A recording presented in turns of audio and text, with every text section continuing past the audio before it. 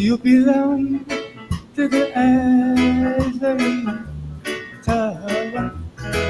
I say this ivory tower. Oh, the material will makes you Pull. feel. Tune. Big tune like that. You gotta speak it.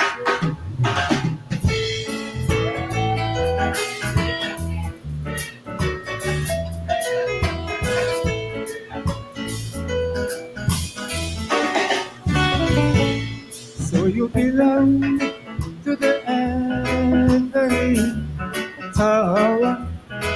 I say this ivory tower. Oh, the material will makes you feel superior. So then you look down with scorn at your brother. But your flying space is getting very narrow. Yeah. Soon you won't be able to resist the arrow. Birds that fly high. None of them ever touch the sky. Birds that fly high. Got to fly down. Down to die. So flap your wings and fly. You could never touch the sky. And don't care how high you fly. Got to fly down. Down to die. Birds that fly high. Gotta fly back down to die.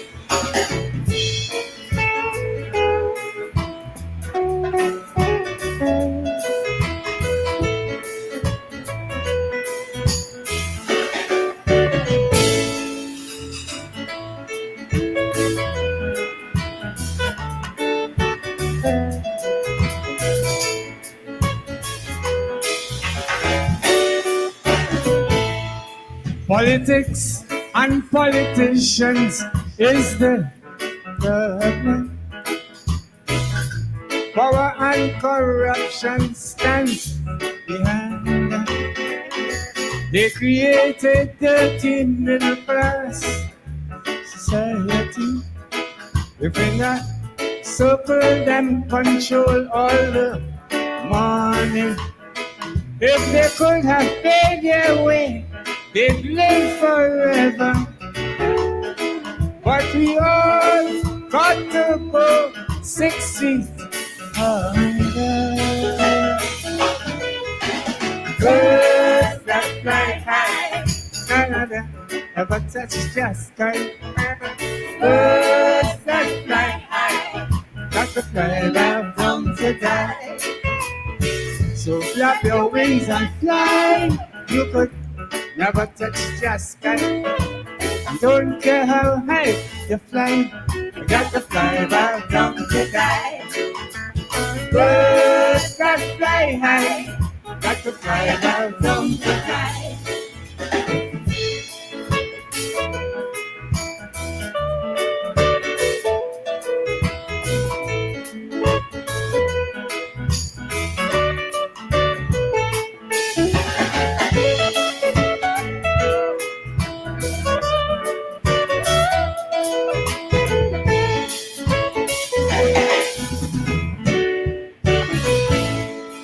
You remind me a lot of the vultures flying in your private jets and helicopters. At the expense of the poor, you built your castle. After using us, you're giving us the hassle. You feel you are so protected up in orbit. You don't know you're just another flying target. Birds that fly high, none of them ever touch the sky. Birds that fly high, Got to fly down to die. so flap your wings and fly. You could never touch the sky. And don't care how high you fly, you got to fly about down to die. Birds that fly high, got to fly about down to die. Play a guitar for me.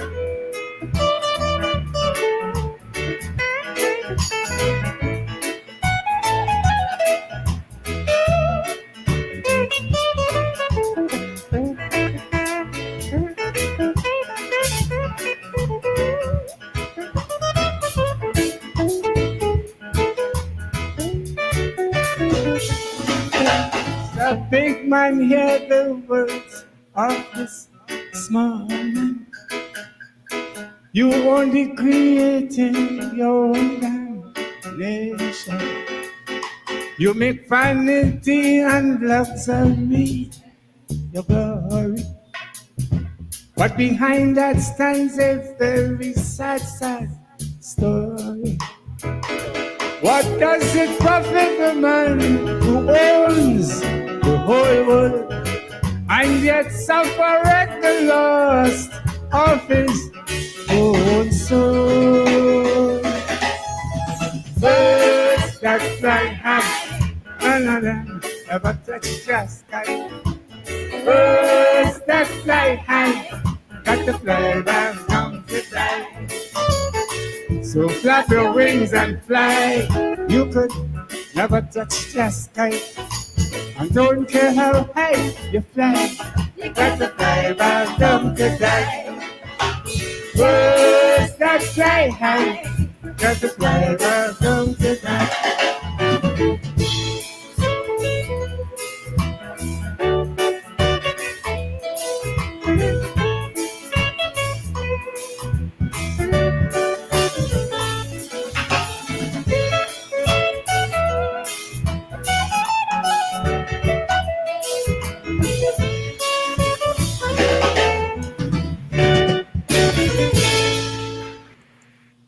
Brother Valentino, the people's Calypsonian, giving us in reggae style tonight. Birds that fly high can never touch Jah's sky. Brother Bob said, Jah would never give the power to a bald head. That is why I love being West Indian. When I hear the music and the wisdom, when God was sharing gifts, he gave us West Indians some special gifts.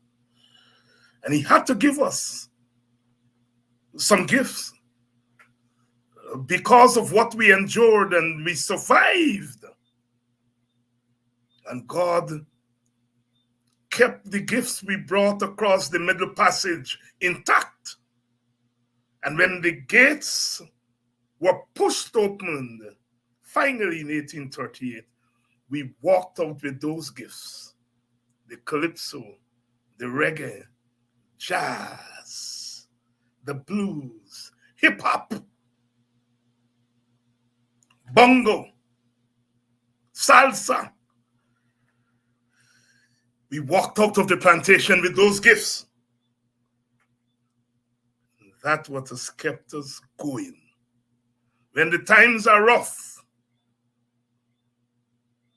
when it seems as though all is lost, those bards, they call them, men and women of wisdom, making sense and opening the way, showing us the way that we can see through to the other side.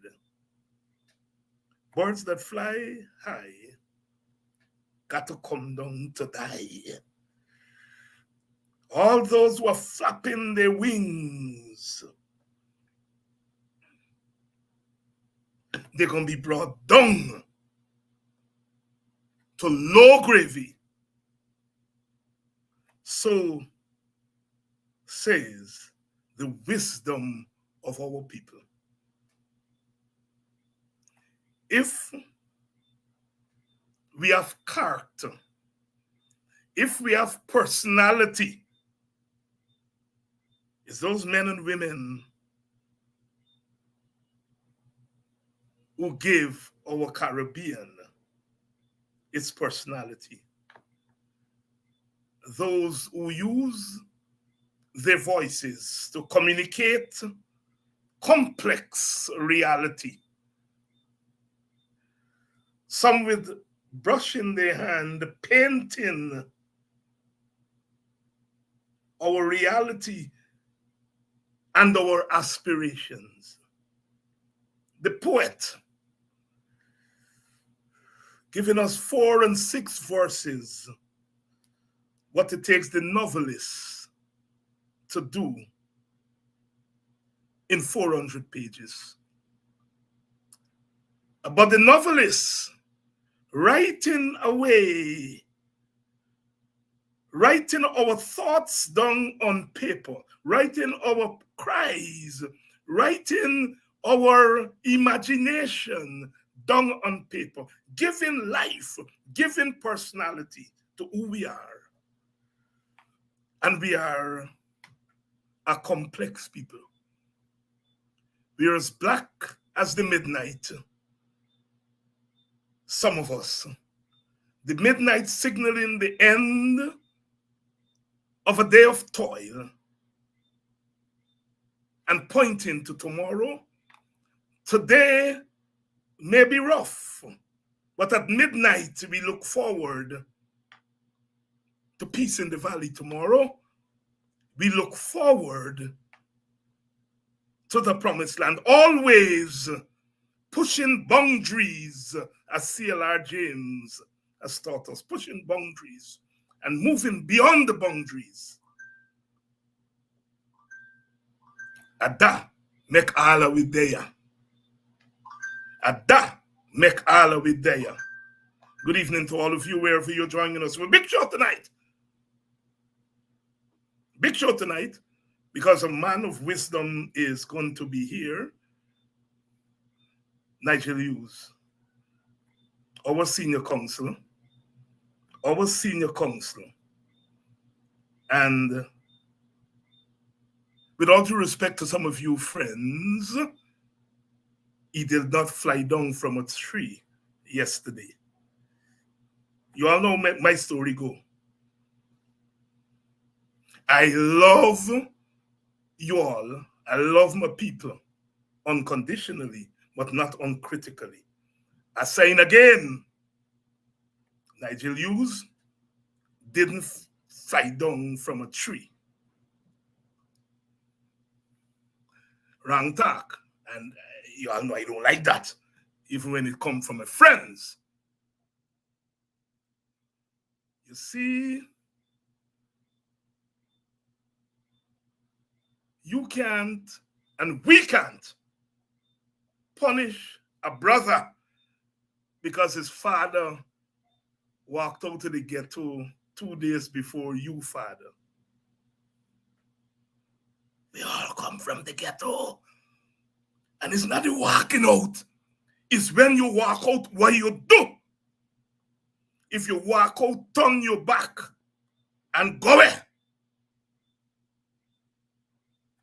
And never come back. Good evening to you all. You know, I got to throw me a hint.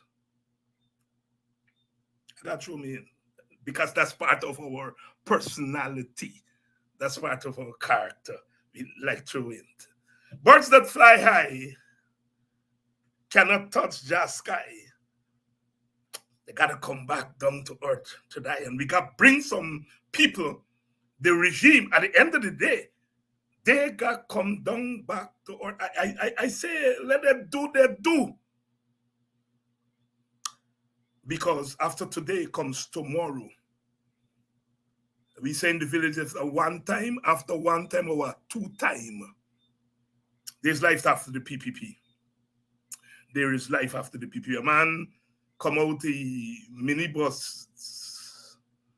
Earlier today, I was going into Critical Labor College, and he said, get something for tell me. I said, well, at times you know me. I said, no, me, I know you. But I know you because we're all Guyanese.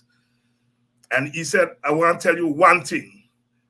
You lapse big during the coalition time. I said, what a lapse with.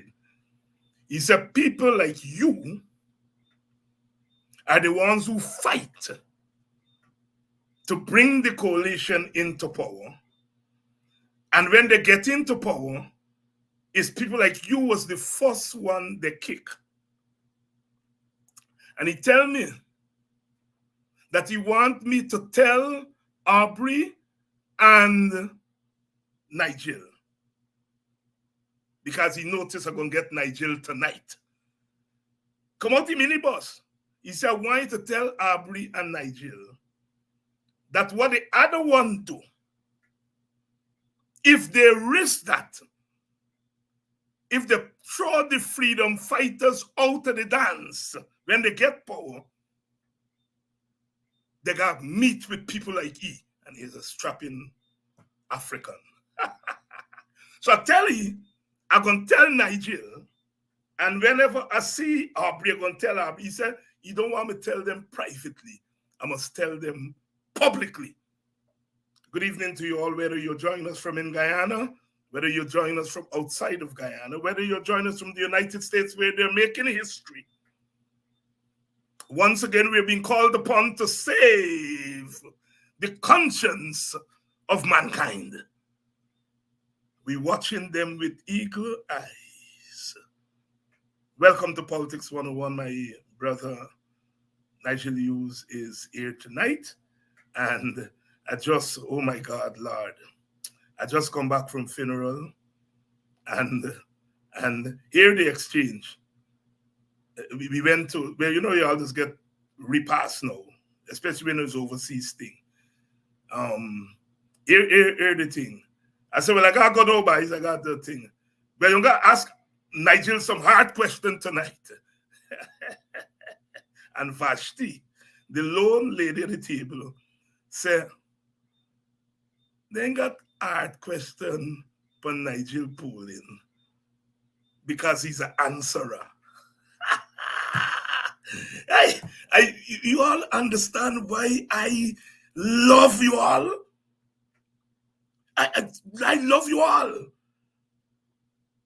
Because the wisdom that cometh forth, ask Nigel some hard question tonight about some people. You know the story goes. They don't play. They don't play. Ask Nigel some hard question. And clearly one of Nigel's supporters was there.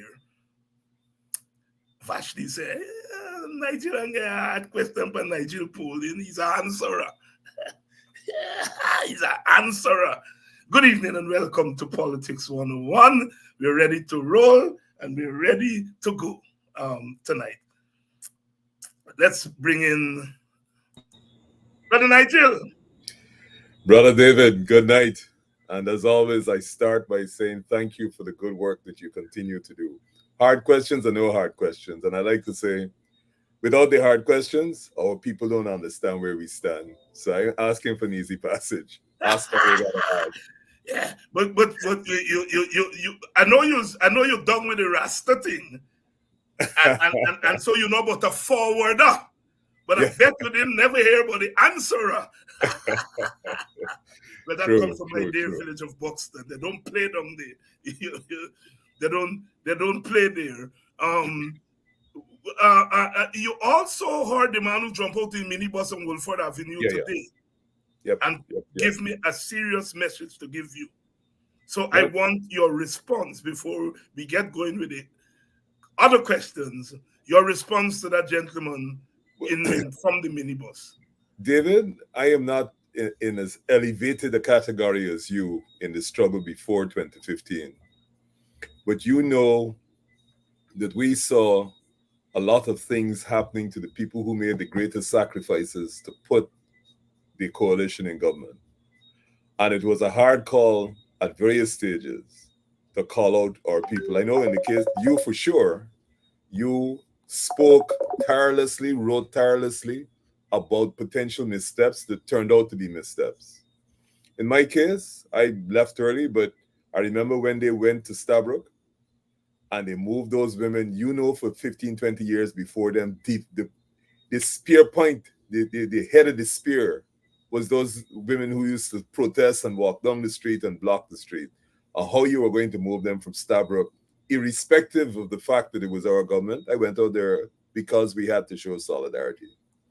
I think, I should say, I hope that we have learned some salutary lessons from that period. Salutary lessons.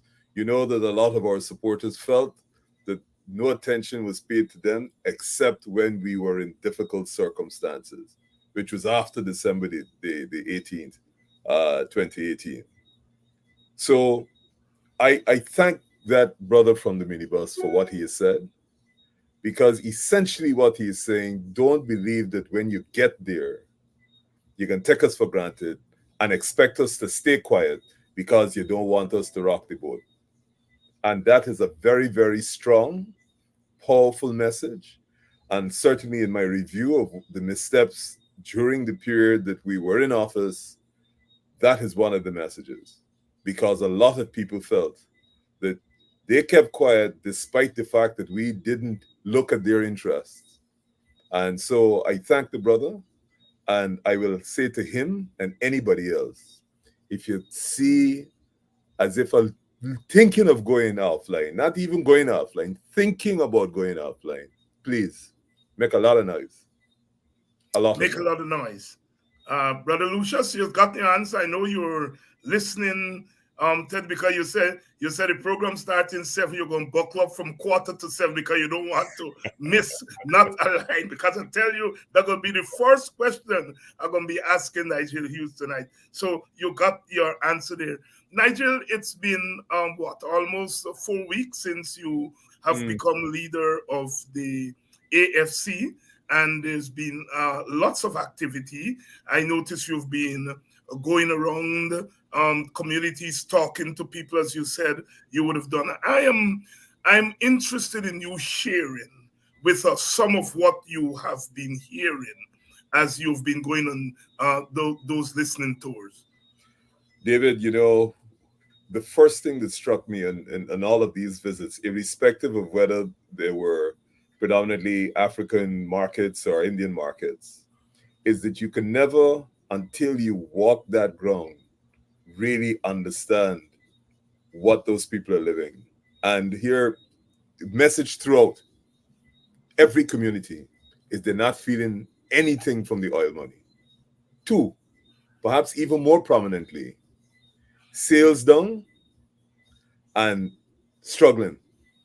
Sales are down and they're struggling. All this big talk with infrastructure and so, they have zero interest in it. Lenora, Perica, Vendors Arcade, business bad, money not circulate. Whether you say that in African dialect or Indian dialect, money not circulate. And this oil thing is so remote from them because they don't feel it. They don't feel it. That is a persistent message every stallholder you go to, or every other stallholder. And it was particularly enlightening in Lenora and Perica. What is also enlightening in the case of Perica was that the market, actually in both in Lenora and in Perica, the market facilities that they were building to put the people in, they knew in advance it couldn't work. It was far remote. And in the case where I shared a video, the water off the roof flowing straight into the market before the people even start to occupy. So they felt that there was a level of contempt that the authorities had for them. So money not circulating, business bad. And the lady made a very interesting point. She said, look, school closed. They said because school closed, you expect the sales to go down. So I asked her, why would the sales go down because school closed? She said she don't understand that. Because the children still got to eat every day. It probably means that people are in such difficult circumstances that where the kids staying home, perhaps they are spending less than when they were sending them to school, where they had to send them to school with food and lunch kit. Because the parents, they're still doing the same jobs, but the sales have dropped since school is closed. So there's a lot of data that we gathered on all of those trips that is bad. One of them that really moved me was West Coast Babies. Went to Bel Air and the Food for the Poor area. David, the roads, if you see the roads in that community and the trenches outside of those homes are stagnant, they don't flow anywhere. They are stagnant. So the breeding ground for the mosquitoes. Unbelievable. When I tell you, you look at the trench outside of 50 houses, the water flows nowhere. So it's as if it's a pool to collect water that goes nowhere. Seriously depressed communities. And they were quick to say that, look, this, if you go a couple street down the road, you ain't gonna find the same thing. Yes, yes. Nigel, I didn't know you were going into Lenora, and one of my um, very good Indian Guyanese friend called me and said, "Well, you're buying Nigel brave." I said, "What do you mean?" He said, "Well, he braver than I thought he was." I said, "What you mean, talk to me?" He said, "Doc, the man gone to Lenora in orphan yard." I said, "Uh-huh." Um, and then I went online and I saw clips of the visit. Um, tell us. Maybe you are not the best person because you obviously you were leading the delegation and so on. But I'm interested to know the response to you. And I know you were, uh, there's a lot of humility and so on. But I would like to know what is it you felt as you went into the Indian Guyanese communities, and the response to you, was it hostile? Well, David, let me start with what I thought I would be met with. Oh God. When I was when I took the decision to go into Lenora, I thought that I would be met with um, polite hostility, in the sense that people might be courteous, but clearly not at all interested in what you had to say. We got there somewhere between 6:30 and 7 in the morning because the market start early. And I could say without fear of contradiction by anybody who was there was not a single person who I interacted with, whether they were stallholder or whether they were just purchasing, they were just purchasers or people come to buy in the morning. Not a single stallholder, not a single person I came across had any hostility. They were they were open, talking about their challenges. There were some who clearly are going to be continue to be supporters for the People's Progressive Party, but even them say, well, "Boy, business ain't good, but what are you gonna do?" Which is fact. Yeah, life gotta go on. But I didn't encounter any form of hostility, and it was the most positive interaction. By the time I got to Parika on Sunday, Parika was unbelievable. Perhaps, well, it is a much bigger market. When I got to Parika, the reaction to the entire team that went there was unbelievable. Very warm, very welcoming. But more importantly, they were talking to us about the challenges they faced just on their daily lives and particularly in the business. So Lenora is about a 7 hour market on Saturday.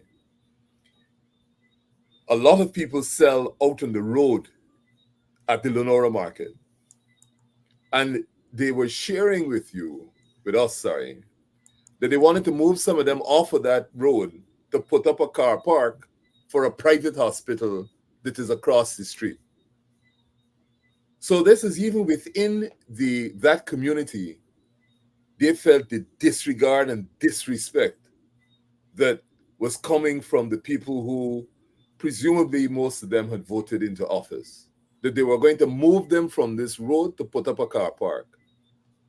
In the case of the other reason they gave for the market, the authorities in the market wanting to move them, was they were moving them into a market, and they would not give them a guarantee that other people wouldn't come out on the road to take the places that they had just been moved from. So they had a lot of tensions, a lot of tensions. I met a most gracious man who was a former cane cutter who spoke about within his own community where he lived, which is in Tushin, the kind of abuse of the people who lived there. He lived next door to some spray painting shop. The fumes from this spray painting shop were so bad that his 14-year-old daughter got affected. He had gone to EPA numerous occasions. There was no response from them. They didn't care. They felt that the person who clearly was operating this spray painting shop was highly connected. They could tell you who he's connected with. So even within the communities that I have never previously visited as I have now, that I'm beginning to do now, there are such um, examples of complete contempt by the authorities, who they perceive to be the government, who they know they have put in office, in relation to their own problems.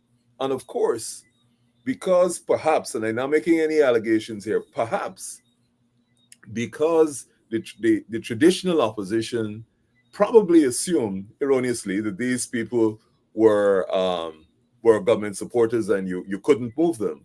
Therefore, they perhaps never interacted. What those days taught me is that you got to go, you have to be embedded, and you have to listen, because a lot of the challenges that are in those communities you would not otherwise hear. What you might find is some people didn't want to take out photographs, which is necessary, which is clearly anticipated, because of course they didn't want to be identified or targeted for sanction. But it was a most enlightening and uplifting experience. Nigel, Nigel Hughes here tonight, speaking to us for the first time since his election as leader of the Alliance for Change. Nigel, one of your former comrades in the AFC, who I think is now leaning to the PPP, said that one of the difficulties you would have, in fact, he didn't think that you would have very much traction because your politics in recent times has been Afrocentric.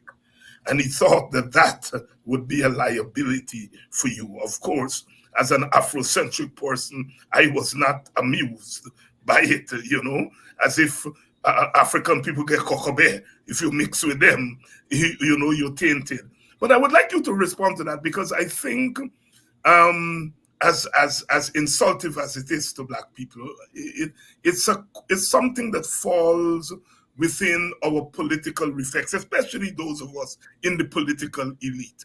We think that if you say I am, you mean that you don't like somebody else, and it's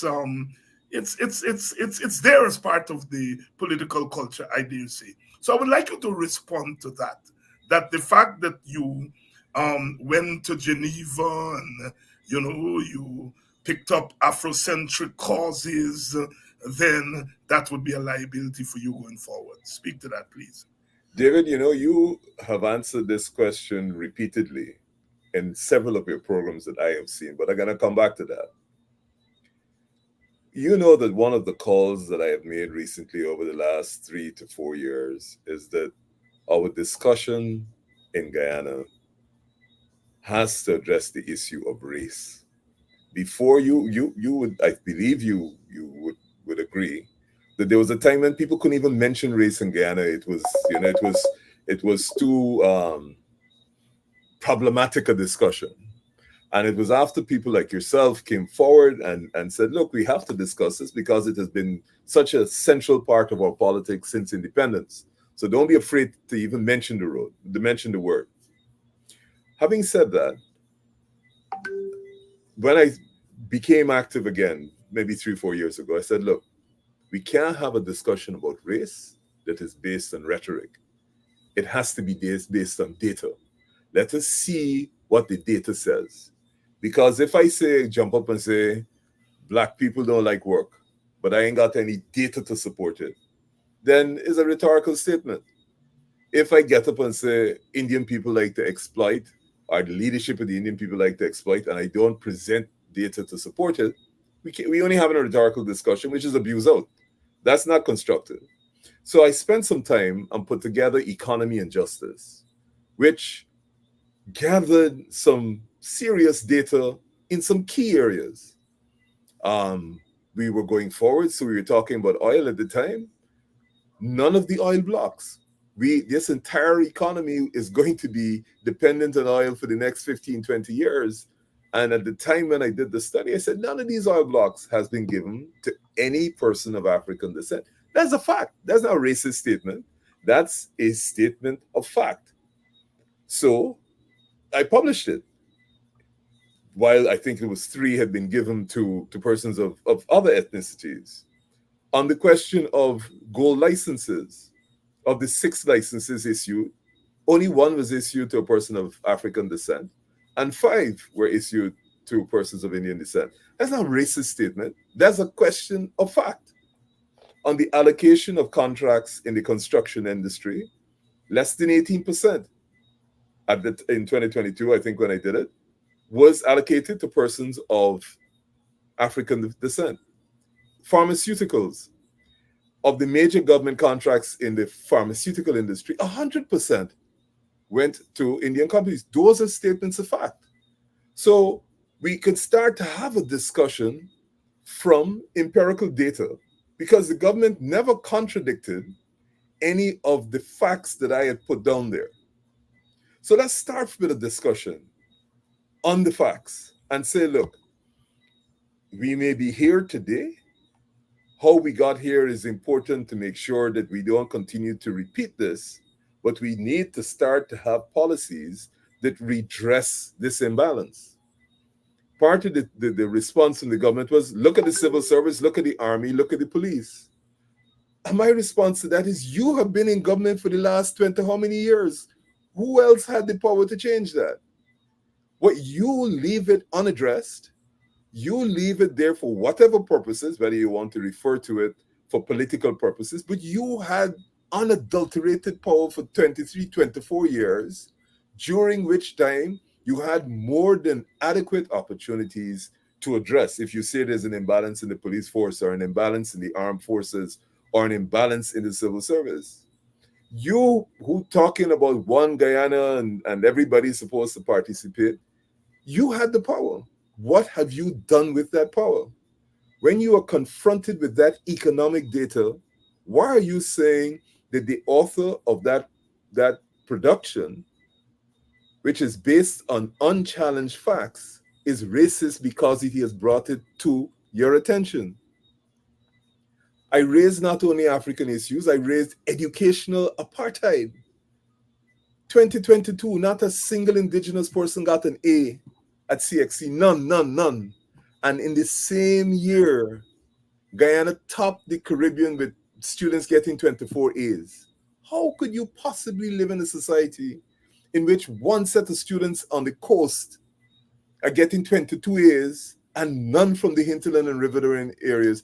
If that is not a red light, an alarm for action, and in some communities, if that happened, there would have been a stronger reaction. You cannot not address that. And you don't address it by saying building more schools. You've been building schools forever in the indigenous community. So clearly the problem is not building schools. It is the quality of teaching in that community. And David, on Sunday, I had the privilege, both David Patterson and I, of meeting a teacher, African woman in the market. She teaches at Karasabai and has been teaching at Karasabai for the last 15 years.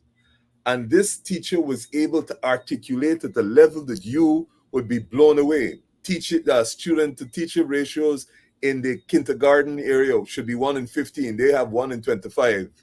The ratios at the most fundamental time in the educational process for our students is twice what it should be. She articulated as you go closer to common entrance, you could perhaps risk going up to 1 in 20. But in those communities, it's not there. They're not spending the money on the quality of teaching. She, as a teacher in Karasabai, got to run a farm to live. How are we talking about all this available resources and you're building roads and you're building this and you're building that, and your most important asset, your human resources, you are spending not a cent in it. Look at how they did what they did with the teachers. The teachers, the most important aspect for the future of this country. All the labor figures, the International Labor Organization says we're going to need X number of jobs in the next 5 years. Guyana cannot supply 10% of them. And worse, if we have 50% of our students dropping out of secondary school, they will not be able to qualify for skilled and semi-skilled labor. So we walking these young people now, long before they even make 18, into second-class citizenship. And you're going to say, because I raised that, it's racist? We have to deal with what we have. We have to deal with what we produce. David, when we look in the mirror, if we ugly and we got filaria, we cannot pretend to be beautiful. We have to deal with what we look like. And we are not a pleasant looking people. When you look into the mirror, we are distorted, we are malformed. And it's one thing to be distorted and malformed. It's when your mind is based on the perpetuation of this distorted view of the world. You cannot change. And the society you can't expect a beautiful society to come from people who are poor in their thinking. Let me put it as decently as I can. It can't happen. And that's not a racist position. So to answer the brother, and I think I know who it is, to answer the brother, if you're saying to me that the approach to glaring figures that point to discriminatory acts, because I am of the same race as the victims of that policy, is to stay quiet, because it might be perceived as racist and therefore make me unelectable, that is not me. I'm sorry. And I've heard you say this over and over for years upon years, David. You say, not because I am Afrocentric means I am anti anybody. You have persistently said you believe in the fact that every human being is entitled to basic rights. When the coalition government got into power, and they started to hung prominent members of the People's Progressive Party and arrest them, I got called. I went. I didn't say, "Oh, I'm a black man. I can't go again. Go to represent you because of what? Because you happen to be Indian and the government is black, and I was supportive of them, or my wife is in the government." No, that is not how it operates. You operate from a position of principle, and that is, to me, the basis. So to answer the brother, if the principle says I should stand up for Indian people at the time when they're attacked, I will stand up. If, as is happening now, the clear victims of the present policies are African and indigenous, I will stand up for them. And if next week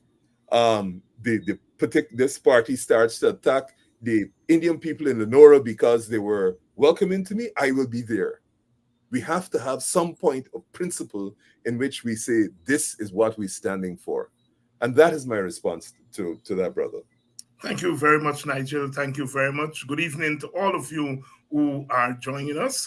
Of course, we are coming up to emancipation starting this weekend.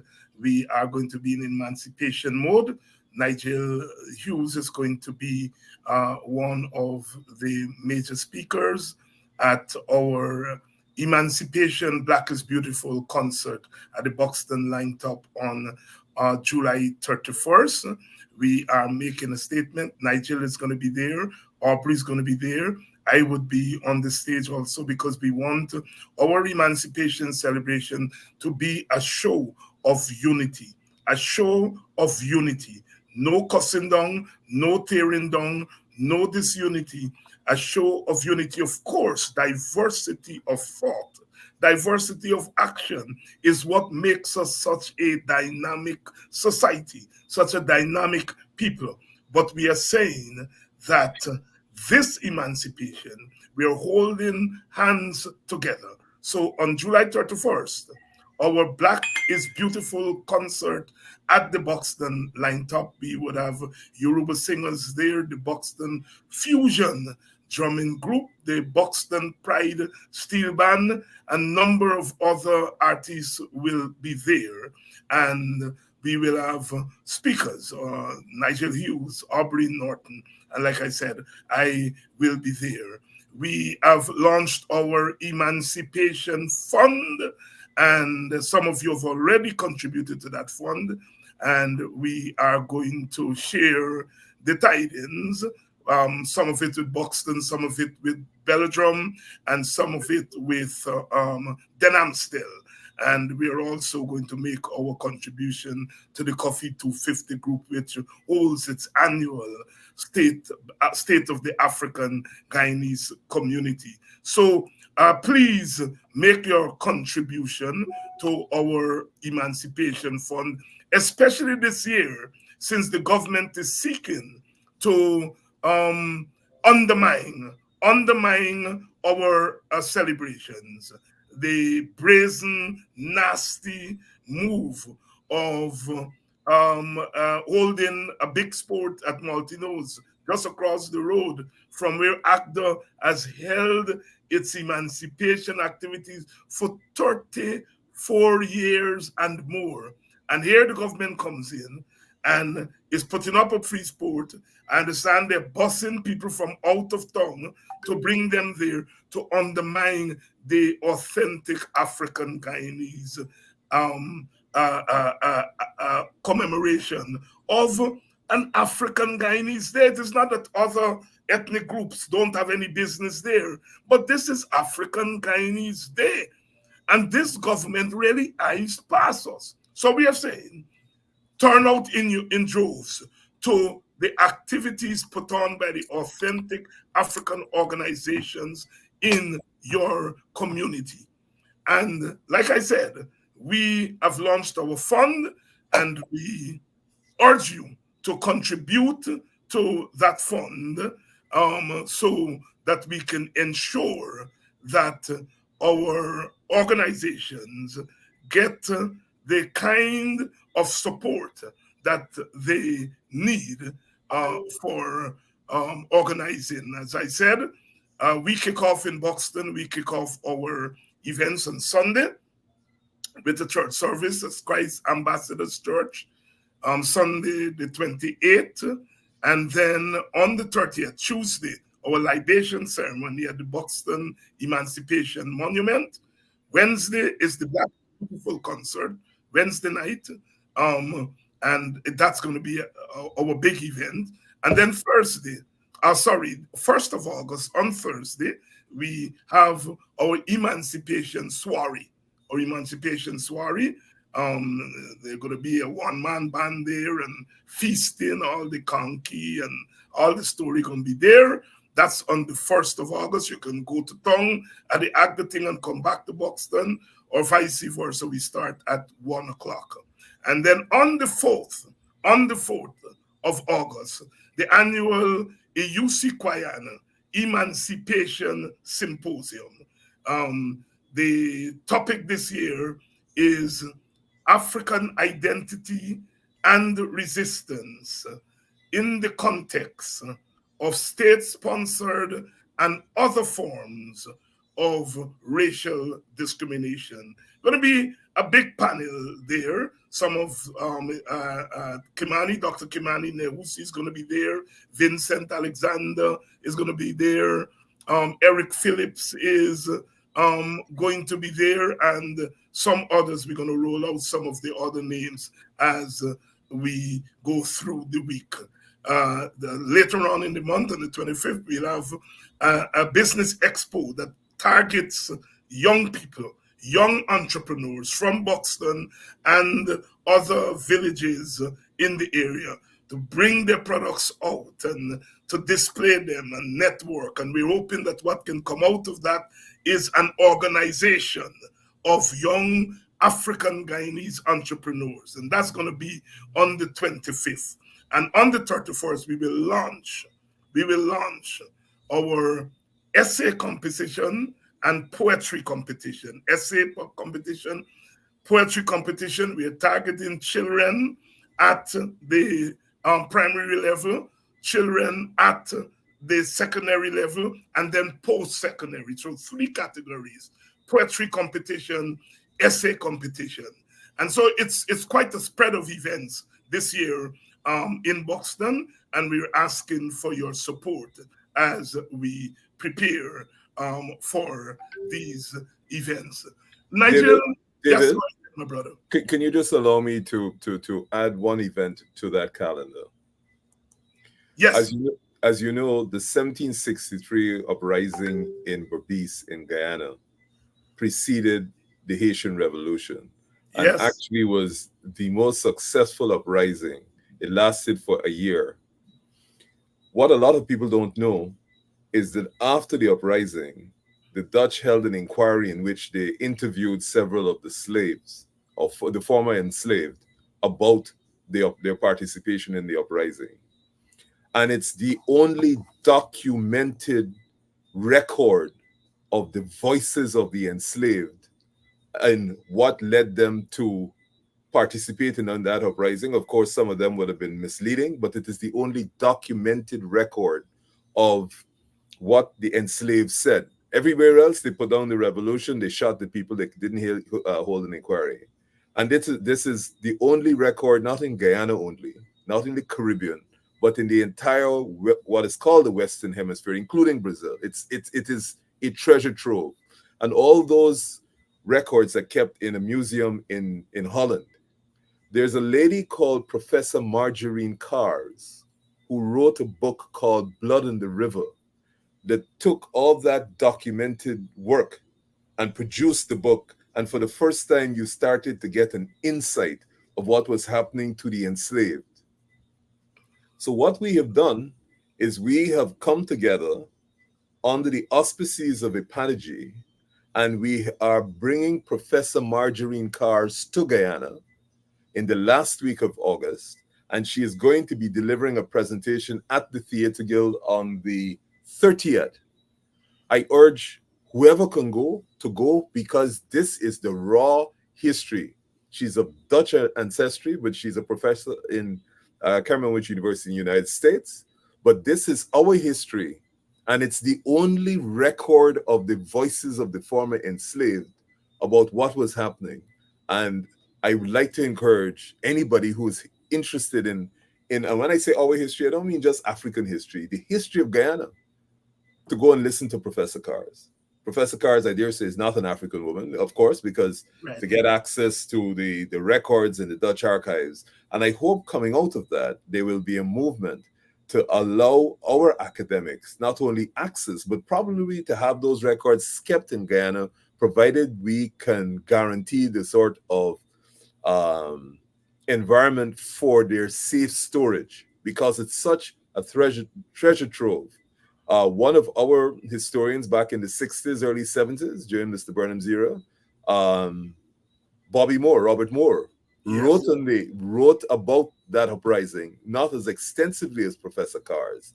So I'm hoping to have his book as well published, because I met his daughter shared it with me, and it is my hope that we can share this, because this is a these guys. Forgive me for going on here. These guys spoke about a dual existence. The African former enslaved were going to run their own business in the upper part of Berbice, and they were prepared to with the Dutch colonials living close to the mouth. And Coffee proposed that. You'll think of the level of sophistication of an enslaved person talking about not only self government, but allowing former adversaries to live in a relationship which allowed them to conduct business and run separate nations. That is that was so advanced for the time. And this is people from us. This is our heritage. And I don't when I say us, I don't mean Africans alone. This is the heritage of Guyana. that's right. 1763. Kofi and the guys saying, look, we gonna run Upper Berbice and you guys could stay near the mouth. So, but I just wanted to mention that event at the Theatre Guild on the 30th. And I want to endorse that event. I've heard, I've seen Professor on 2 or 3 interviews, and she she is so well versed on that subject, and she comes at it um, not from this disinterested Yeah. what we normally associate with academics, that I am objective. No, she doesn't come at it from that false, I'm disinterested and so forth. She has an interest in it because, as you said, she's of Dutch ancestry, but she teaches in the United States of America. And clearly, when she ventured out and did, she didn't even know where Guyana was. She hadn't Yep. heard of Berbice and so on, which makes her work even more interesting. So David, yeah, one of the things I discovered that after the uprising, shortly after the uprising, there were those enslaved that just wanted to run their farm and live a normal life. And then there were those that wanted to carry us to the state of nationhood. Imagine talking about in 1763 in a completely white dominated world, talking about nationhood and protecting and having their own militia and having their own unbelievable stuff. This, I don't want to say dwarfs the Haitian uprising, but it indicates that in our country, we had a level of sophistication in 1763 to talk about nationhood. That was Guyana long before we even spoke about the idea of Guyana. that's right. That's right. And they were talking about trading, Absolutely. trading with their former oppressors. I mean, I remember as a small boy hearing somebody saying that the 1763 revolution failed. And I remember Tommy Payne, my countryman, who was on the panel. It was a wrong thing, and he said, "Oh no, fail." And I remember as a small boy, quite in my teens at that time, and being amazed at what you Yeah. heard those people were able to do in the 11 months or so that they held Yep.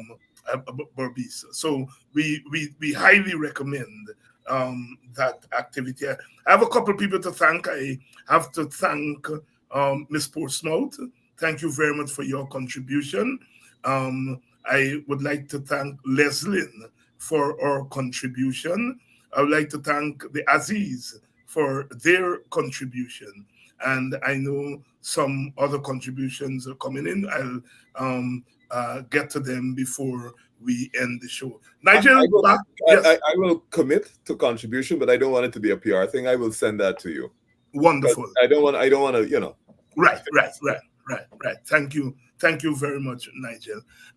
Nigel, there've been some questions that in people mind, and I would like to get your take on them first. I am telling you what I've been hearing.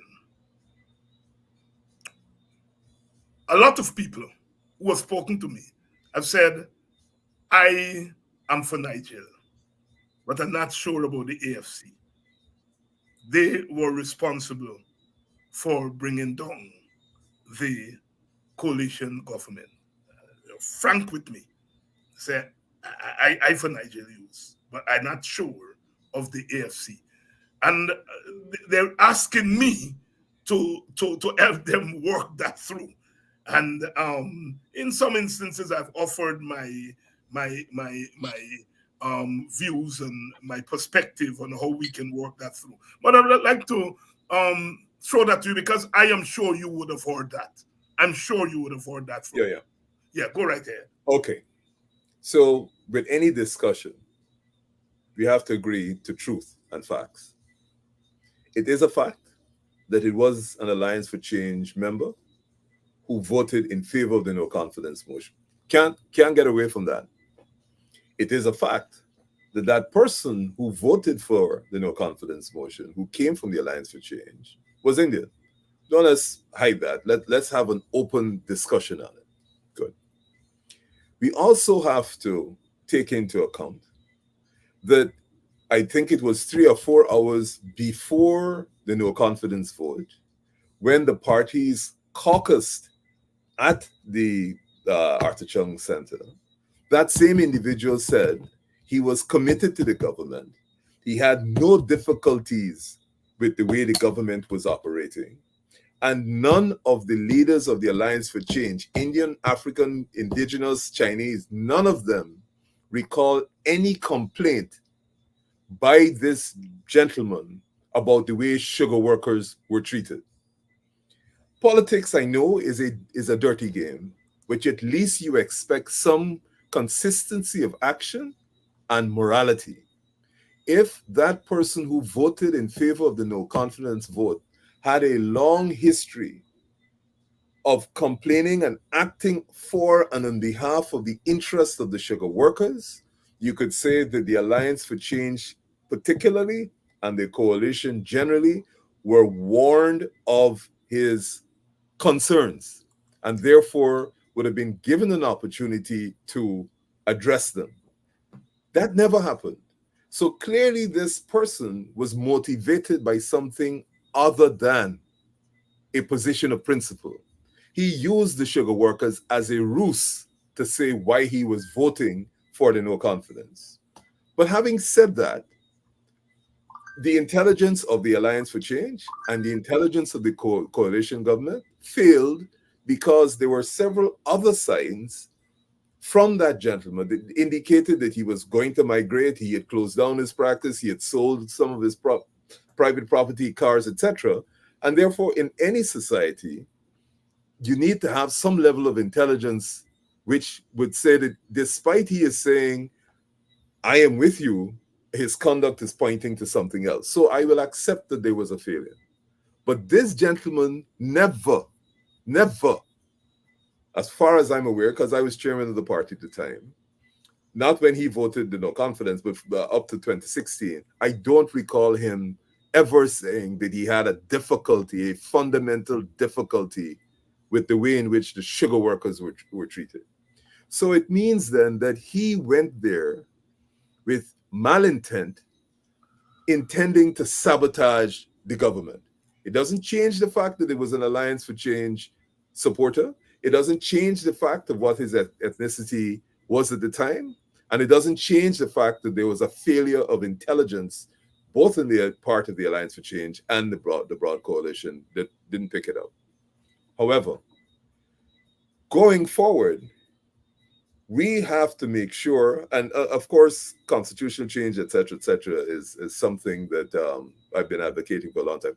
But we have to make sure that we are not tricked again, because don't fool yourself to believe that there was mass discontent with the government at the time. There was, of course, there was discontent, but not mass discontent, the way in which this gentleman sought to say after he had voted and after he had fled the country. If he had a history of standing up in the National Assembly and saying, look, I am not attacking my party, but I am voicing concerns on behalf of X, Y, and Z, I would say, yes, it was so. The problem, again, and I admit our failures, is that that was never addressed in our public relations as to why he voted the way he did. We went into a state of panic. Various lawsuits were filed, perfectly entitled to do that. But nobody said, where is the principle behind the conduct of this gentleman? He then, of course, gets rewarded with a position as High Commissioner to India. Think of what that does to the political morality of the National Assembly. You are effectively saying that it is okay to sabotage at a national level in your parliament the other side by whatever means they procured that vote, and then reward him. Think of what you then have a National Assembly in which genuine interest on behalf of people who vote for you are not debated, but you are rewarding conduct that clearly is intended to undermine the entire basis of, in this case, the sitting government. So we have to be very careful in Guyana, because just the same question you have been asked to put to me, we don't want to end up in a position where people say, well, boy, you can't trust Indian members of parliament who are in the PNC or who are in the Alliance for Change, particularly because look what Charandas did. That is a most dangerous and racist position to come. It is most unfortunate that Charandas has the characteristics he has. But if you go down that line in a country that is as fractured as Guyana, you are going to have a difficult time dealing with people who are of the opposite ethnicity in parties that had traditional voters of a particular ethnicity. And we cannot do that. Now, I can't, as Nigel Hughes, guarantee that when we win, that a particular MP who happens to be the same ethnicity as Sharon Das won't act the same way. What I know for sure is that the people who will be sitting in the National Assembly will possess sufficient moral values, commitment to development, that it makes the possibility of similar conduct significantly diminished and remote. But Chandas set a most unfortunate precedent and did horrendous damage to race relations in Guyana. And the fact that a sitting government would then reward his conduct by giving him ambassadorship to India leaves naturally in the African community real issues. I have to commend the leaders of the Alliance for Change and Mr. Granger from not allowing that to become a open war between the Alliance for Change and the APNU, because it could have gone there very, very easily. It was going there the same night. It was going there the same night. I have to commend MP Rajkumar, who was sitting next to Charandas. And when Charandas said no, he hit him violently. I said, what are you doing? And Rajkumar is Indian. So we had examples of the kind of conduct that this country needs. But it is unfortunate that the damage that was done to the relations between the African and Indian people as a result of the conduct, not only of Charandas, but of the conduct of the government by saying, look, we are going to applaud you, appoint you as ambassador to India over, I am sure they had several people in the People's Progressive Party far more deserving of such an appointment. But you do it because, hey, you bring down the government.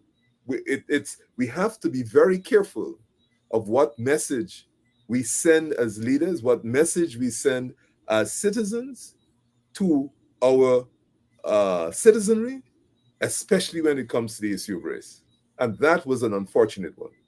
I know it perhaps does not answer your question directly, but I say, and I did say this when I was elected, that we are going to, in the Alliance for Change, review everything that we did leading up to the decision to coalesce, during the coalition government, during the no confidence vote, and afterwards, because the only way we can proceed as a mature party is to acknowledge these things that you have raised, address them, so that we find potential solutions to dealing with them in the future. The last thing I want, insofar as I'm afforded the privilege of leadership of the Alliance for Change, is to bury the fact that it was one of our members that brought down the government, bury the fact of the impact on race of that person, and bury the fact the way the government acted in relation to rewarding him. We have to confront this. You cannot run a modern, sophisticated party which has those kinds of fault lines. And I give you my commitment that at least the party will address them. We may not address them in public because we don't want people posturing for public purposes, but we will be addressing them internally. Addressing them entirely. And I think I think that goes a long way, Nigel. I think I know something about political culture in Guyana, having been around for quite a while. And I think a lot of time our people on all sides of the political and ethnic divide, what they want is for us to address things, for us to answer questions, for us to pose questions. I noticed that shortly after you came to office as leader, you said that one of the things that the AFC needs to do is to apologize for our missteps and mistakes during the coalition period. And I remember when the WPA, prior to the 2020 election, suggested that to our comrades in the APNU. They said no, no way would they apologize to their own supporters. We were shocked. And we went out and apologized. But of course, our microphone is not a mega one. And it would have helped if the two larger parties had, we didn't put it to the AFC. Of course, we put it to our partners in the APNU. And so we in the WPA were quite heartened when you assumed the leadership of your party that you said we should apologize. What motivated you in that direction? Many things, David. One of them would be, and I know this is going to sound very sort of nostalgic. One of the things that I used to do when I was still in high school was run behind the WPA. I was a crazy WPA supporter when you had Walter and Clive and Rupert and that a multi. And one of the things that the WPA has consistently stood for me, even in that memory, is political principle and political morality. And Guyana has, I think, is an infinitely more fractured society now. It's in a much more dangerous position. And hubris is perhaps one of the most dangerous conditions you have to guard against. Hubris, you cannot assume that you are right. And you cannot assume that you never made a mistake, because if you start on that premise, you are going to stumble early. And I have been mulling over for years what it is that we should have done differently. And we have to start off. I saw that. I mean, I remember, and this is just one incident. The day after the agreement, the Herdmanson Accord was signed, not Herdmanson, sorry, the Cummingsburg Accord. The understanding was that Moses was going to become the Minister of Agriculture to deal with the Indian support base of the Alliance for Change. And Kemraj was going to be Minister of Home Affairs to deal with the security concerns of the Indian people. I remember when the decision was, I went to the people of Adelphi, Indian area of Berbice, to sell it because we knew our Indian supporters would have grave reservations about us joining with the PNC. I mean, I'm saying it as broadly and as brutally as it is. Huge. As a matter of fact, internally in the party, we had heated arguments about whether this is what should happen and whether we should wait. And I remember going to Adelphi immediately after that. I think we signed it on a Saturday. The Sunday I went to Adelphi. Moses was supposed to go, but I went and I said to the Indian supporters, cane cutters and stuff, look, I know that you got reservations, but I come to tell you that Moses is going to do agriculture, which is key to you. And Kemraj is going to be prime minister and in charge of home affairs, security, to address that. And when Moses was either not appointed, I don't know the dynamics behind that, but when Moses was not appointed Minister of Agriculture, I said internally to the party, guys, we gotta have some issues here. We gotta address this, because we cannot represent to that core support group that this is what we're going to do, and we didn't do it. And so what the AFC brought at that time was a freshness, an ability to understand, to confront difficult issues. And we didn't go back and say to our supporters across the board, Black, Indian, Indigenous, thank you for having voted for us. That's the first, to me, that's the first line of decency. If you put me in a position where I have the ability to influence the development of your life, I need to at least acknowledge that and say, hey, thank you. I'm going to try my best. If in trying my best I falter, at least I said thank you. And that is one of the things we are going to be discussing in the AFC, is the fact that we appeared perhaps not to have said thank you. I do want to make this point, and I make it for all patriotic Guyanese. When you have the same party in power for 20 plus years, and the opposition doesn't have an opportunity to govern, when they take office, especially after a 20-year hiatus, in a society that is as rudimentary as Guyana, there's going to be a period in which, I call it a period of adjustment, but it's going to be a period in which everybody coming in is green, because they never were there. And to run a sophisticated society, you need to be able to manage government. at some stage and you had no exposure to it. And then on top of that, where you have a divided society along the basis of race like us, you got all sorts of demands, claims, some genuine, some not genuine, people coming to tell you, look, so, taking the contract and getting it to your auntie, and is he Indian or he's an African, and there's a lot of stuff you have to manage. And unless you have the apparatus already in place, you're going to have difficulty. I want to commend the government of Keir Starmer. Forget the size of the victory.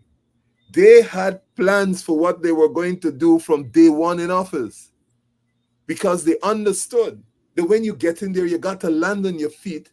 You don't have any honeymoon period.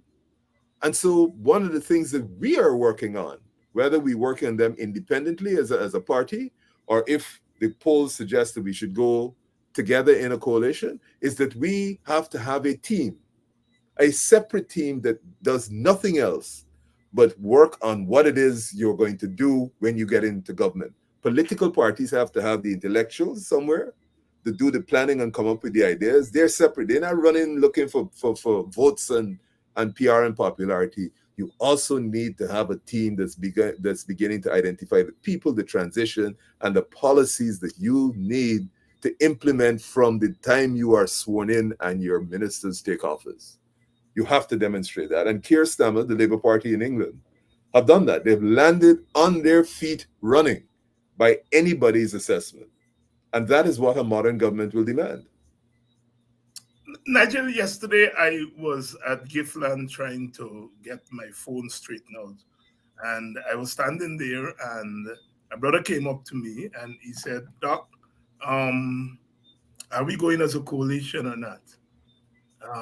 I said, why you ask? He said, well, I hear you saying that you for coalition, but I'm not getting the same kind of signals from the PNC and the AFC. And I said, what signals are you getting? He said, mixed signals. And so I told him, I think we're going as a coalition. He said, can I take it to the bank? I said, you can wait a little bit before you take it to the bank. Don't take it right away. And he walked away.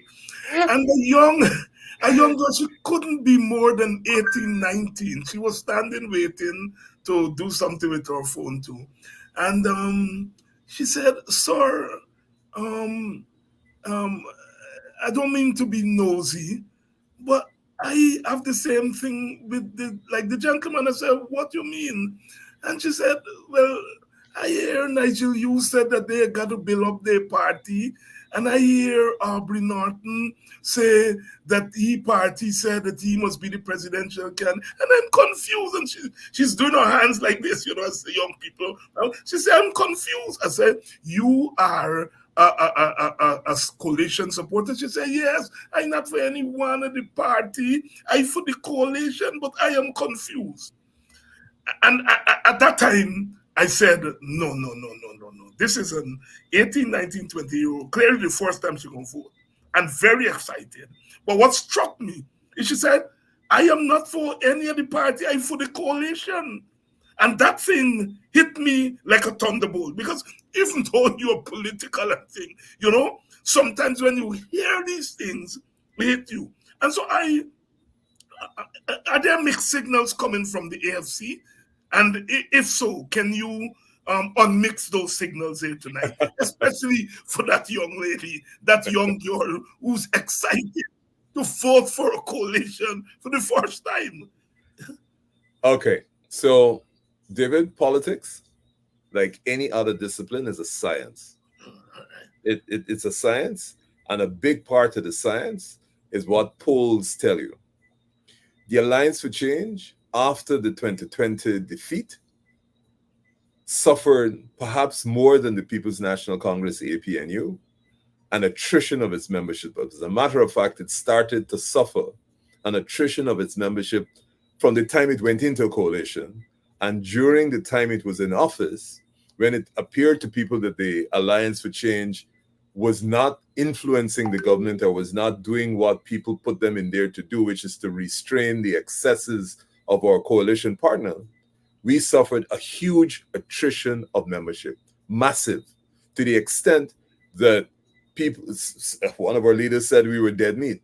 Um, People refer to us dead meat. People said up to now the vice president is talking about the party being dead. I've never seen so many pathologists spend so much time on a carcass Hey, like the vice president. I mean, he make Nihal Singh look like nothing hey. because he could only be operating on a carcass. But fun aside, so naturally, if a party has lost and is hemorrhaging the way the Alliance for Change hemorrhaged during and after 2020, it has to first of all stop the bleeding, then it has to heal, and it has to come back as a formidable force. There are several examples in the world. The Labour Party in Britain, you will remember under Jeremy Corbyn, they were decimated at the polls, as political parties are, depending on the candidates they have. They took the time. Mr. Corbyn was removed. Mr. Corbyn won his seat, by the way, but he was removed. And Keir Starmer started to rebuild that party, a bit like what what's his name, Tony Blair did back in the day when the Labour Party had unelectable leaders. So when I took over, I one of the things for me as a leadership is we got to stop the bleeding. We are attempting to do that now. We have to heal, and we have to make sure that we are strong as a party. Having said that, Guyana is our prime objective. What is best for Guyana? And therefore, we are going to be conducting a series of polls on a regular basis that tell us what is the best route to removing the People's Progressive Party in its present form. The People's Progressive Party is the oldest party in this country. You can't remove it. But clearly, those responsible for the leadership and the policies of the People's Progressive Party are not in the best interest of Guyana. And therefore, we have to be guided scientifically. How are we going to do that? And just as how you run into that young lady at Giffland, we have every single day members of all races are saying to us, y'all don't go into no coalition. The reason I left y'all and didn't vote for y'all is because you're going to the coalition and do X, Y, and Z. So there's a strong pull on the other way. Mm-hmm. There are people saying, hey, we ain't going to vote for you if you go back in the coalition. And we have to analyze that. Is it the Indian people that are saying that? Is it the African people? Is it the bourgeois? Is it the middle class? We have to see how that is broken up. And all I am saying is we have to be very sophisticated in, first of all, gathering the data, analyzing that data, and when the time comes, we will make that decision. We have not taken a position that we will never. But what we're saying is we got to get our feedback because several things. If you came to me now as APNU and said, but hey, how many votes you think the Alliance for Change can get? Some people say you might even get a seat. Yeah, maybe so. In 6 months, maybe a totally different position. The polls may be saying something else. And so I say to people, whatever is in the best interest of Guyana, we will do that. I can't tell you what it is, and I'm sorry that lady will remain in a position of some confusion, but I hope that if she understands my approach and the methodology of the Alliance for Change, that she would appreciate that whatever route we take, it is better than what the PPP remaining in office. I have a question here. Mr. David, please ask Mr. Nigel why he did not support the 5,000 for every household. Why the AFP did not support the 5,000, huh? No, I said this in your program before. I know I said it to you. Yes, I know. And I can explain what happened. Yes, please do. Okay. When the cash grant, I don't want to get into an argument about the amounts, but it was the 5,000 for every house. So when that was announced at the Buxton proposal, which you hosted and Professor Thomas was there, I had an instinctive, some would probably say, middle class reaction, if you can put it that way, which is when you start giving people money freely, there will be a huge disincentive to work, and therefore our productive part of the economy was going to be adversely impacted. That was my position, and I thought that giving out this free money is going to be adverse to our culture because we're going to develop feelings of entitlement, etc. And we got to be careful about it. But thanks to the People's Progressive Party and the way in which they have distributed in their biased manner the monies and the proceeds from oil, whether it is by flood relief only going to their supporters, whether it's cash grants only going to their supporters, the complete way in which there has been such a political manipulation, a biased political manipulation of the distribution of the oil proceeds, where only some communities benefit and not others, has brought me to the position that the only way we can begin to see anything looking like equity in the distribution of some of those proceeds by way of direct transfer is to pass a law that says X percentage of the GDP every year must be given to every citizen, and make sure that we have solid bases for identifying those citizens. Another reason why I've come to this conclusion is after I've started to do all these walkabouts in these communities, everybody's saying money is circulating. It's in there. They're feeling it. And clearly the only people who feel in this wealth are the contractors. And so the only way you can get that money into the pockets of the citizenry, so they then have disposable income to do what they do, is by direct transfers. And $1 million a year for every citizen we can afford. It's gonna be $250 every quarter. We can pay it quarterly, which is what I would advocate. But if you got a household of 5, they then get $5 million a year, which they can put in an investment. And I remember Professor Thomas making this statement when he made this proposal. He said, why you assume people can't be responsible in the way they spend the money? We mustn't pretend to be parents for Guyanese. Guyanese are one of the most resourceful people. Look, we get through the foreign currency crisis, all kinds of crises. And therefore, we must not assume that we have to be some sort of father figure to them. If you got 10 adults in your house, that's $10 million. You can come together and decide what business venture you're going to pursue, whether you're going to buy a home, whatever it is. But it's not for the politicians to tell you that. And so I believe you need to pass a law. The percentage for direct transfers is pegged to the GDP. It's in the statute. If it works out to $1 million a citizen, that's fine. And that's where we started. If it goes up, I see Standard & Poor's said that not Standard & Poor's, the other oil assessment group says we're up to 18 billion. I think that's conservative, but 18 billion in reserve, we're less than 1 million people. So the only way our people can feel this is not to hope that some contractor hires somebody and that they hire them, their family. No, give the money directly to the citizens and make it law.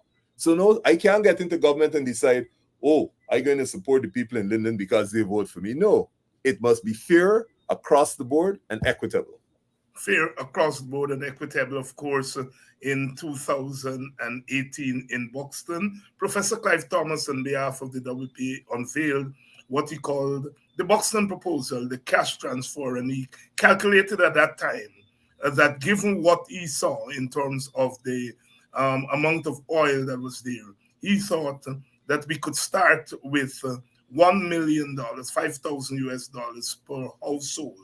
And the thing about that proposal by Dr. Thomas and the WPA is that it's one of the ways to demonstrate a lack of ethnic bias, because each household, regardless of whether it's an African Guyanese, Amerindian, Portuguese, Indian Guyanese, each household will get the same amount of money. And as Nigeria said, it is not just walking about with a bag of money and sharing out to people. It's about statute, taking it to the National Assembly and let it be by law that at the end of the year or the end of the month or however they choose to distribute it, that each household will get the same amount of money. So it's a case of ethnic democracy, so to speak, equitability. And of course, some of us have talked about linking it to school attendance, that to qualify the next year, we're looking to see how often your children go to school, how often you take your children to the clinic. So it could have connections with the rest of David, the economy. Yes, Nigel. I want you to share this figure with your readers. Yes. Right now, we, the country of Guyana, are making 65 million Guyana dollars an hour. In other words, we are making per day $780 million per day. Think about it. We're less than a million people, $780 million per day. We intend to double our capacity at the 2% in the next 5 years. So if we're making $780 million per day, I just want to give you the figures. We are going to be making 1.5 billion Guyana dollars per day in 2030. Direct coming to the country for doing nothing other than being Guyanese, and we found the oil. That is a horrendous amount of money. Why we can't transfer from that directly to the citizens? Who is any government to play God and say, oh, it has to be trickled down, what have you? Peg it to the GDP and give the citizens directly. Because we know for sure 1 out of 2 students is dropping out of school. Therefore, they can't qualify for skilled and semi-skilled jobs. So they ain't got no work to get the paying any real money. But at least if they get that money, they can go and invest it and build a business rather than watch the foreigners who have to come, does not may come, have to come in and take the semi-skilled and skilled jobs while they don't have an income, they ain't getting anything from there, and the prospects for employment or setting up a business are next to zero. People have to understand right now we're making $780 million a day. There's almost $800 million a day. And that's just off of oil. We ain't going to the non-oil sector, the economy. So people Nigel, have to really begin to consider these figures. yes, And don't worry yes, about the yes. government. We're building road and we're doing this and we're doing that. You can't eat the road. Nigel, you know, with all due respect to your middle classness and so on, I don't think you and I could have been having this conversation at this level had it not been for education. David, You know, education whether is a you come human from right. the middle class and I come from the working class, we could not have been having this kind of discussion at this level if we were not lucky enough to get what we call in Guyana an education. And so it was not surprising to me that one of the first things you zeroed in the on was the state of our education, and you've talked about it about 3 or 4 times here on in this conversation. The state of our education, the dropouts, um, the hinterland, for example, among the Amerindians. Um, the story is dismal, and I refuse to believe that it is something that is essentially bad and wrong with Amerindian people, because Amerindian people in Venezuela and other countries are doing well. So it has to be something about our system in Guyana.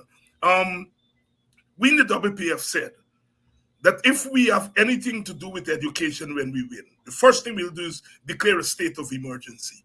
Absolutely. Bravo. All right, talk to Bravo. us. Take it from there. No, but I want to go back and take an issue with you. Yeah. I don't think education was a class issue. Let me tell you why and give you the context. Right. I wasn't saying it's a class issue. No, no, no. I was saying, It's not regardless of it was that, middle because class. you Let might me have come from the middle class and I right. from the so-called working class, but we are here talking because of education, regardless of class. But go on. Let's go back because Yeah. this was an African experience before it became an Indian experience because Yes. the Indians came after and were bound to the estate for particular periods of time and got little or no formal education. So I'm only parking that for later discussion. But when they started to sabotage the village movement and sabotage Black entrepreneurship, all of our foreparents realized those who had to survive had to move to the urban center and to get up in life, civil service, teacher, policeman, nurse. We knew education was the only ticket out.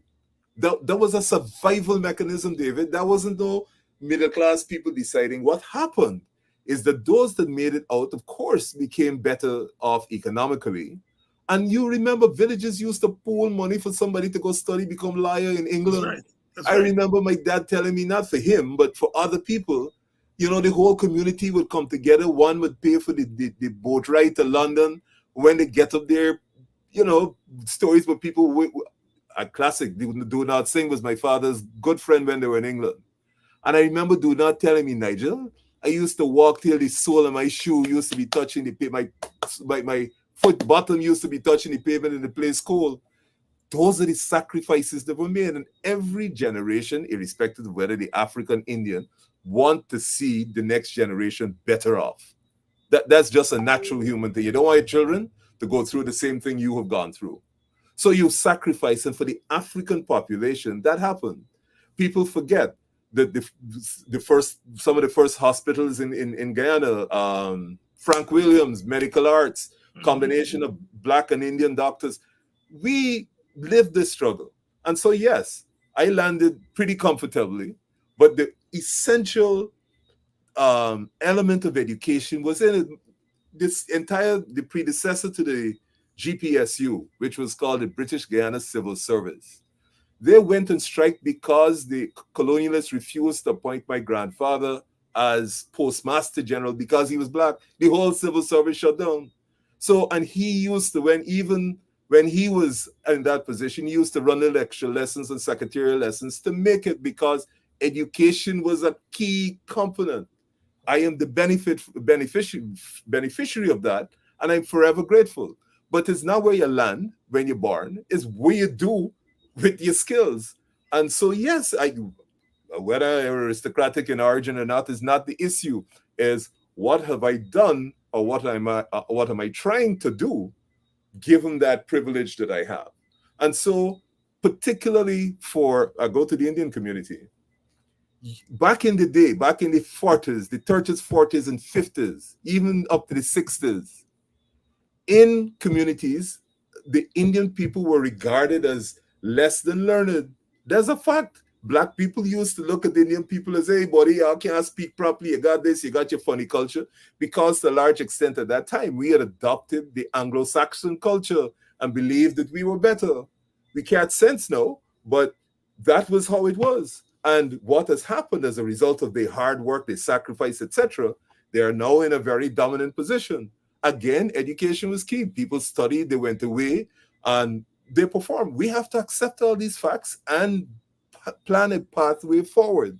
So education has always been a key to anybody for upward elevation. I I believe that the country suffered after we got rid of free education. I remember in 1976, I think it was, when Burnham brought in free education, there were people who would not otherwise get to where they are today, benefited from that, my friend. And I am speaking from a position of privilege because my father paid for me. I'm telling you, I saw partners of mine, tears almost coming to my eyes, who, were it not for free education, could make it to the end of secondary school, couldn't make it to UG, now are big doctors, very successful internationally. And people don't appreciate what education does and the opportunities it affords. That's why it's got to be the number one thing that we spend. We got to develop the human capital. We can't fight it down. We can't have these people coming out of school failing and we're not even trying to impart skills that will give them an opportunity to participate. So, short answer to that is education to me is number one. All this wealth, rather than build 50 miles of road, I'd rather give 50 people universities, education, put it into the research capacity at UG, send our best and brightest to the best universities globally. Because trust me, with all that brain thrust, they will come back and design a system that will perpetuate it. Yeah, Nigel. I do agree. Education has to be it. I'm reliably informed that a number of young people have either decided going into college that they're going to study political science. I'm told some of them have switched their majors to political science because they've been listening to this program and have been influenced in that direction. So it's not just us having the education. But as you said, is what we do with it. If we come on public spaces like this and we do the public education as I think we are doing tonight, we are also influencing younger people to understand the importance of education. And whatever we believe about Burnham, whatever, and some of us have great criticisms of Burnham, but his initiative of free education, as you said, was pivotal in producing 4 to 5 generations of skilled people Mm. in this country, people who are quote unquote educated. But like we said, it's not just the education, it's what you do with that education and whether in fact you are using it to influence others to understand the importance of education. I continue to be amazed at poor people, poor women who didn't have the chance to even finish school, but are like an eagle when it comes to educating their children. Because I experienced the same thing when I was growing up with my auntie. You know, she was a very colorful lady with your language. And she made it clear if I'm going to wear one underwear, you going to school and you taking school. All right. Of course, she didn't use say underwear. She used more colorful language. But she was clear. I get a fifth standard education and you all got to go past fifth standard. Whatever I got to do, I will do it. And I'm amazed that that thing, that drive is still there among our people. And it's up to the government and the state to take it to another level. So, yes, for us, education has to be the basis David, upon which our development. Go ahead, Nigel. let me just share a little bit of history in the legal profession because it is a classic example. My father came back to Guyana as a lawyer after having gone to study in England in 1958. In those days, you had to be wealthy enough to get on a boat, go to London to get your LLB. They had no Guyana University. So it perpetuated a particular class. When he came back, the major law firms in this country were all of a particular color. They were all either white or Portuguese. He tells me of several times of experiences where he would settle a case with white and Portuguese lawyers because they had all the big contracts. They had the Bookers and the JP Santoses and the Sprostons. That's where the work came from. That he would settle a case with a Caucasian or a Portuguese lawyer in the morning, and they would walk straight past you in the afternoon as if they didn't know you. The profession was completely controlled and locked off. Think of the amount of people today from the time they started University of the West Indies, they started the law school in Trinidad, Guyanese, Aubrey Fraser, started law school in Jamaica, and the numbers that came back into the profession. At a stage now, you take it for granted that the lawyers will either be black and Indian, local, dark. That wasn't so. That was a privileged position, and so we don't see the progress because we always consumed with the here and now. But unless we had University West Indies first, and then we had University Guyana doing the law program. I didn't go to either of those institutions, but they're fantastic institutions for what they do for development. The perspective of law. Law used to be dressed up in a gown, wear a wig in the hot tropics. And I just picking this as an example. Completely irrelevant. We got rid of the wigs. But remember the time when Burnham got rid of the wigs when we became a republic? It was a big story. Oh, God, how are you getting rid of the wigs? There are countries like Kenya still wearing wigs. Tell me, what is the relevance of a horsehair wig standing up in court? It doesn't affect your advocacy. Quite frankly, I would lose the gun. Keep the dress sober. But what are you trying to tell you? Law is not some mystique. It is there for the development of people and the protection of their rights and advancing their causes. Let's get rid of this mystique and deal with what's the real issue. But coming back to the point with education, we have a female chancellor and we have a female chief justice. There was a time they didn't even allow women to qualify as lawyers. There was a big battle. While I was practicing, women could wear trousers to court. Mm-hmm. I remember Indira Prasad carrying that battle. So we have to understand what's the purpose and function of these so-called professions. It's about development. It's not about keeping class and structure and mystique. So yes, education is critical from where I sit. Yes, I have a couple of people to thank. I want to thank um, Sholing. I want to thank Agri. Novella, thank you so much. Agri, thank you so much. Samuel, thank you so much. C-Thread, thank you very much. Pamela, thank you very much. And Cousin Dana, yes, this is my Arizona cousins, them. Cousin Dana, I know you're always working hard, but I'm looking out for your call to make your contribution. I thank you in advance, Donna from Buxton and Linden, Arizona, always working hard. Donna is here for a long time. I work in 2 shifts a day. And I'm amazed and still find time to come in on these programs. I really think when the history of this period is written, I mean, you all, I mean, is signaling me that times you're going late tonight. But I'm going late is only because you all are going away. I thank you all so much, and I know some of you all joining us from Europe. It's 4 hours now. It's what almost 9 o'clock. It's 1 o'clock in the morning, and when you all done it, you all going to sleep. You all got catch Sherrod. You all got catch Mark, and so on. Big up to you all, Nigel. We've been at it for almost 2 hours, and I'm very glad that you were able to come through and to clarify a lot for us here tonight, but also to bring insight to some of the issues we have been discussing tonight. In case there's anything I didn't ask you about, I have to be careful. Maybe there's some things, politicians, we always have something that we really want to say. And in the old days, they didn't matter what you ask them, they said what they want to say. But you're all a little bit sophisticated now. You all don't do that. You get during the wrap up time to give your stump.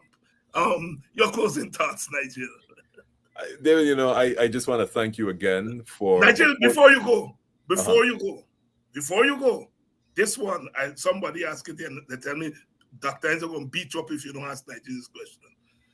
You give Aubrey a call or you get a call from Aubrey since you all been elected? Yeah, we've spoken. What I will say is the comments you attributed to Aubrey, well, not to Aubrey, that your viewers attributed to him. If you notice yesterday, there were very, very favorable comments coming out of Mr. Norton about the approach to coalition, about my leadership of the Alliance for Change. And I thank him for his graciousness. I want to say, and Aubrey has said this, I'm only repeating what he said. We enjoy at a personal level an excellent relationship. I don't believe that we will be drawn into some sort of battle and the nastiness that you see happening elsewhere in the in the political sphere. We are keenly aware of the significance and the responsibility placed on our shoulders individually and jointly. And I believe we will bring to bear a maturity in the deliberations, not for our personal benefit, but for the benefit of the people who have trusted us to represent them. So yes, we've been in contact. I know you're gonna want to ask me what we spoke about. No. I won't ask you that. I can't do that. I ain't going there. But I will say that we have been in contact. So people who have hesitations or concerns about whether we ain't talking or we at war, I think we in there. And I say that across the board for all political persons. I will not get into some nasty little name calling. That to me doesn't help Guyana. And if it doesn't help Guyana, it's not worth saying. And if I can say, you have been in contact with the WPA. Absolutely. Also. Right. So absolutely. I would actually go as far as to say this. Clive Thomas, to me, is a national treasure. And I would be reckless not to consult with Professor Thomas, especially in economic matters. Of course, on direct transfers, that's his area. But you can't hope to talk about the planning and economy, like we say, for 10 to 15 years and not consult. So yes. Yes. And so let not your heart be troubled. Nigel has been in contact with the WPA, in contact with Brother Aubrey. Aubrey has been in contact with us in the WPA, with me. And so yes, we're not fighting down at the top, if you will. And so let not your hearts be troubled. We're gonna do this thing and we're gonna see it through, one step at a time, one day at a time. Nigel, you still have your closing thoughts. No, no, I was just going to say thank you for, I think, thank you for inviting me. I think this has been a most fruitful discussion from my perspective. You've afforded me an opportunity to share some of my views and vision for Guyana. Um, that is invaluable to me. I want to say to every citizen, we have to sit down and be responsible. We cannot act like a kid in a candy shop and try to eat all the candy, because we can end up with diabetes and we can dead. So thank everybody. Education is absolutely critical. I think it is the ultimate opportunity to level the imbalances of the past. So David, thank you, and to your listeners, thank you very much. And thank you very much. As of course, our program tonight was titled "Better Must Come," and drawn from the reggae music of the 1970s, early 1970s, with the coming to power of Michael Manley and the reggae People's singers. National Party, my friend. Yes, yes, Allow yes, me to let me, David. I know that you like to read. This book yeah. is about the People's National Party at 75.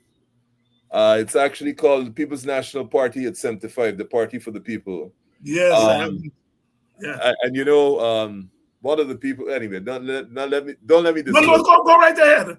No, no, no. I was going to say, to me, one of the not sufficiently recognized leaders of the Caribbean, who was a prime minister of Jamaica, is P.J. Patterson, Yes, and yes, he really is an exceptional politician. And in terms of development, he's second to none in the region. yes, yes, yes. And if truth be told, PJ Patterson was the first phenotypically Yep, black prime minister of Jamaica. yep. He came. Nigel, thank you very much. Thank you very much for coming through, my brother. Thank you. Nigel Hughes here, and please do make your contribution to our fund. There may be a couple of people who made contributions that I haven't thanked yet. Please make your contribution. The information is on there. The Cash App, the PayPal, the Zelle, and of course the MMG is there, 6631549. Thank you all very much for staying beyond the call of duty. We've gone for 2 hours, but when you get an opportunity to talk to somebody like Nigel Hughes, you stay with it, and you all stayed with us. I'm going to see you all tomorrow night. We may start a little bit early at 6:30 tomorrow night, but I'll let you know early enough.